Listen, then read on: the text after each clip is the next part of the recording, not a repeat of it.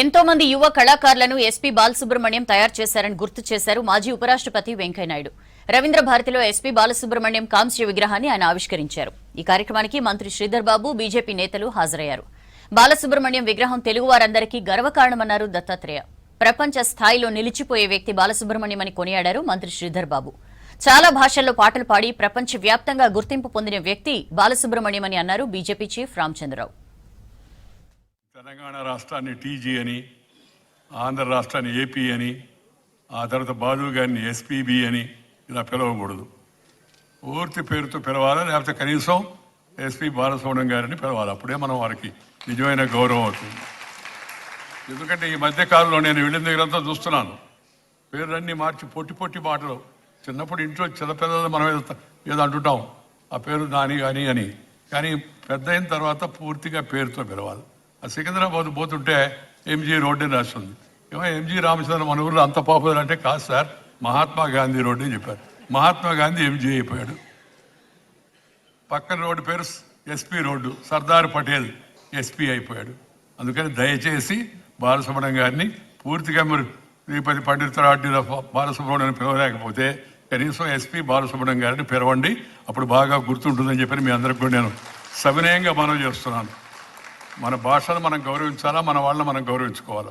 సాంస్కృతిక మంత్రిత్వ శాఖ ఇంతటి మంచి కార్యక్రమాన్ని నిర్వహించడం చాలా సంతోషకరమైన విషయం. ఈ వేదిక పైన వారందరికీ శ్రీపతి పండితురాడ్డి బాలసుబ్రహ్మణ్యం గారిని మనసారా అభిమానించే మీ అందరికీ మరొకసారి హృదయపూర్వక నమస్కారాలు, అభినందనలు తెలియజేస్తున్నాను. పరిపూర్ణ కళాకారుణ్ణి, గొప్ప వ్యక్తిత్వం ఉన్న ప్రతిభామూర్తిని గుర్తు చేసుకుంటున్నాం. సంస్కారవంతుడు, స్నేహశీలి, మృదు స్వభావి, నిత్య కృషీవరుడు అయిన శ్రీ బాలసుబ్రహ్మణ్యం గారిని గాయకుడిగా, గాత్రదాన కళాకారుడిగా, నటుడిగా, సంగీత దర్శకుడిగా, వ్యాఖ్యాతగా, మరి తనలో ఉన్న బహుముఖ ప్రజ్ఞతో ప్రేక్షకులకు ఆయన ఆనందాన్ని పంచారు.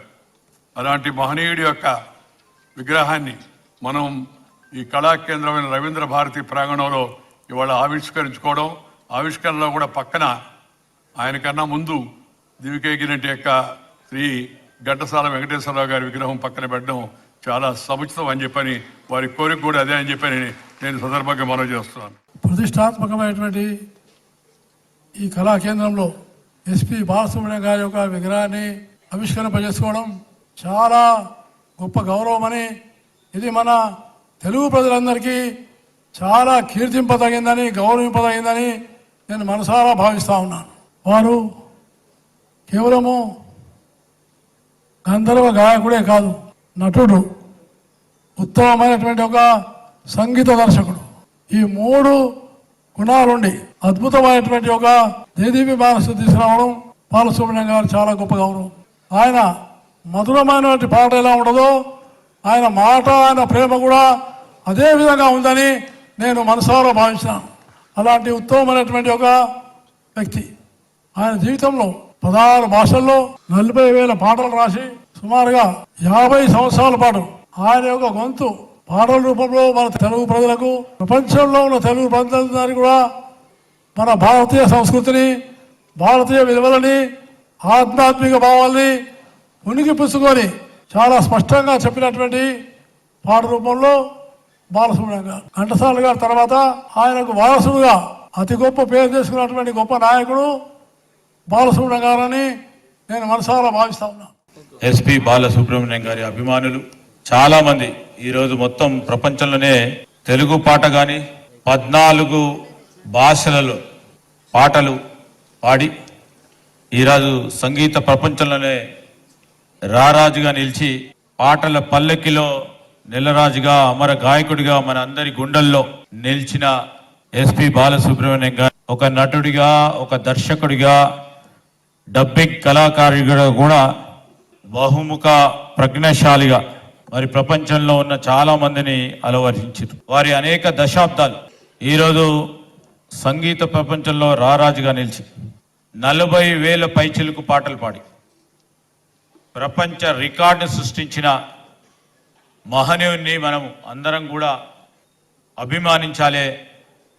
ఈరోజు తెలంగాణ రాష్ట్ర ప్రభుత్వం కూడా మరి ప్రతిపాదిక సంబంధించి ఒక వారి విగ్రహ ఆవిష్కరణ గురించి వారి అభిమానులు, వారి శ్రేయోభిలాషులు చాలామంది గౌరవ ముఖ్యమంత్రి రేవంత్ రెడ్డి గారిని, ఈరోజు సాంస్కృతిక శాఖ మంత్రి గౌరవనీయులు కృష్ణారావు గారిని కోరిన వెంటనే ఈరోజు ఆ మహనీయుడికి ఒక కులమో, ఒక మతమో, ఒక ప్రాంతమో, దేశానికి సంబంధించిన వ్యక్తి కాదు, ఈరోజు ప్రపంచ స్థాయిలోనే మన తెలుగు జాతి కీర్తిని మరి ప్రపంచ స్థాయిలో నిలిచిన వ్యక్తిని గౌరవించుకోవాలని ఈరోజు మా రాష్ట్ర ప్రభుత్వం ఎస్పి బాలసుబ్రహ్మణ్యం గారి విగ్రహ ఆవిష్కరణ చేయాలనే ఒక సంకల్పిత భావంతో మరి మా ప్రభుత్వం కూడా ముందుకు నడిచి